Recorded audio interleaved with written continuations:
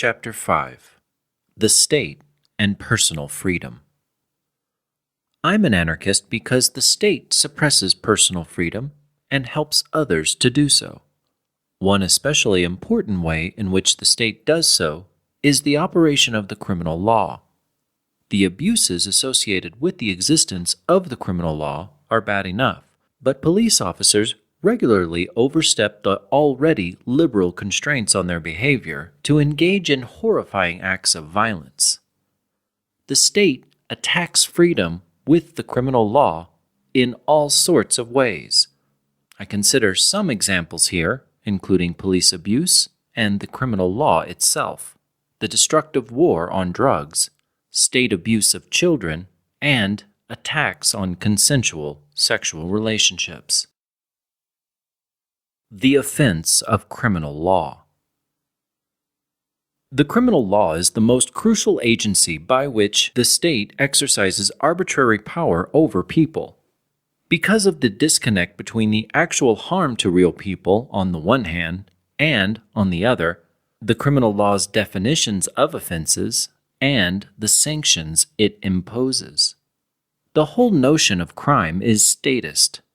A crime is something that seems superficially to be an offense against another person, but is really against the king. Except when there isn't a king, then the state steps into the king's place. Interpersonal justice without the criminal law. In many older societies, there was really no such thing as criminal law, understood as governing offenses against the king or the equivalent.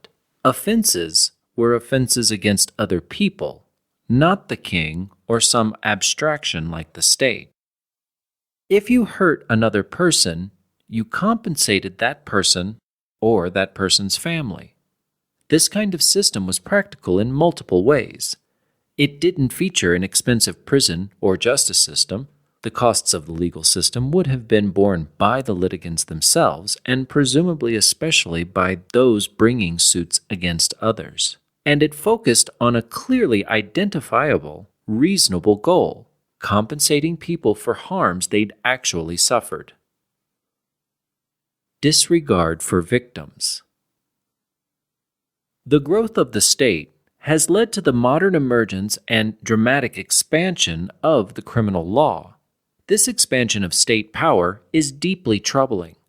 Fundamentally, the state's criminal law isn't about victims. The victim provides, as it were, the occasion for the state to act. But it is the state that is acting, and it is the state's interest that the state's criminal justice system is designed to safeguard.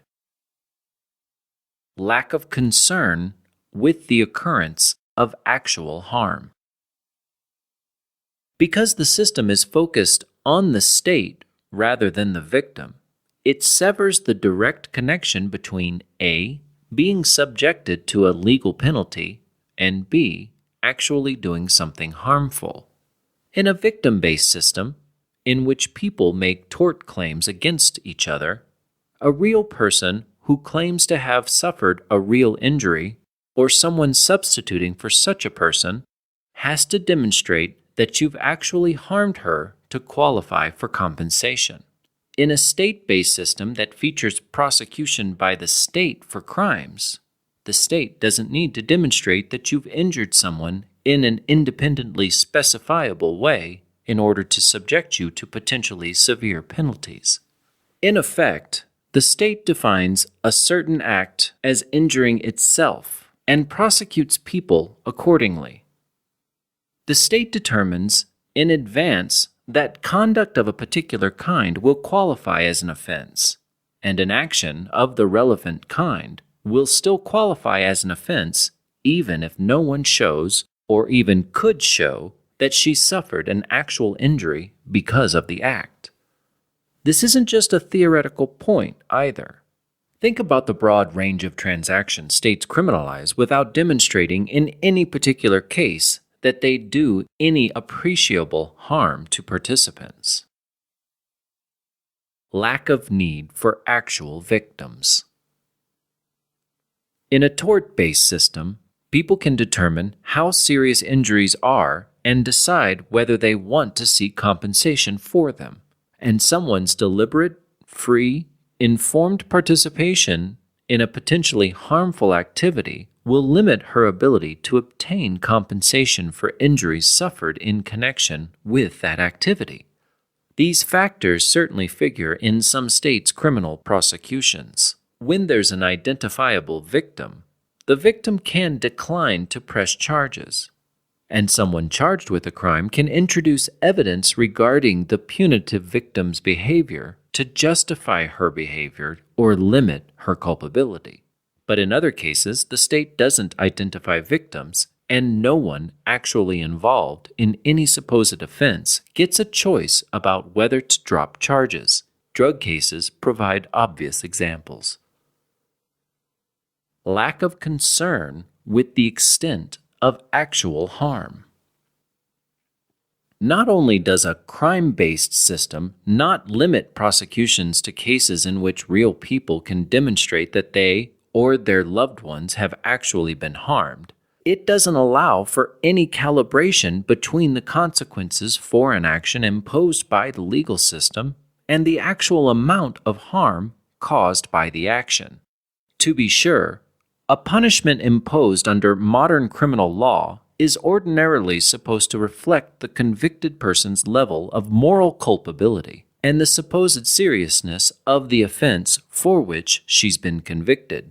But the criminal justice system assumes that the purported offense really is harmful, since no one in particular has to show that she's actually been harmed by the offender's conduct. There's often no point in the process at which any supposed victim has to show, or is in a position to show, just how much she's actually been harmed. Punishing conduct because it violates the law rather than because it's demonstrably harmful in any particular case makes it easy for the state to impose penalties for that behavior that someone else, someone who's not directly affected, happens not to like.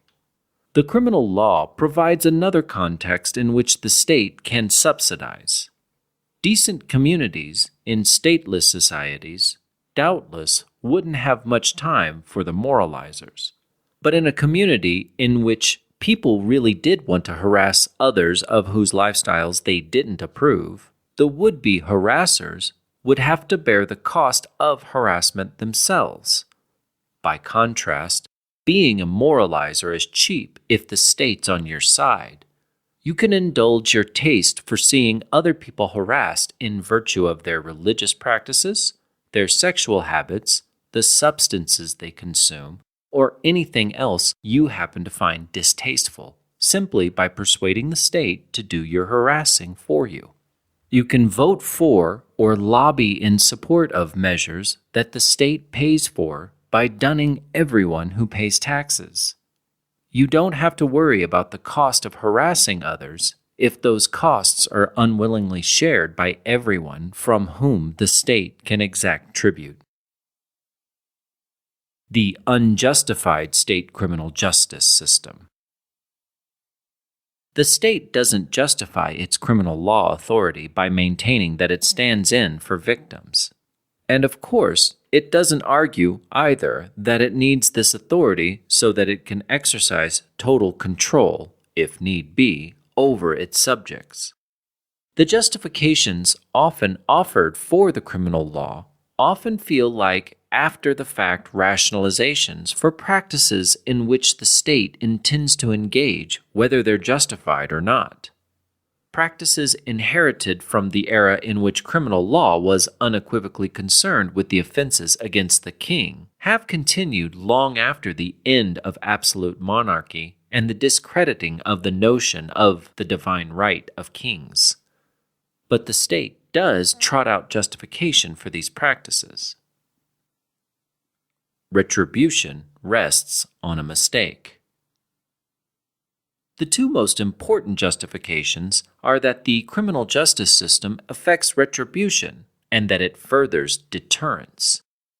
The notion of retribution is convenient because It presupposes the wrongness of the conduct prohibited by the criminal law. There is, as I've said, no need for the state actually to demonstrate that the conduct has harmed anyone.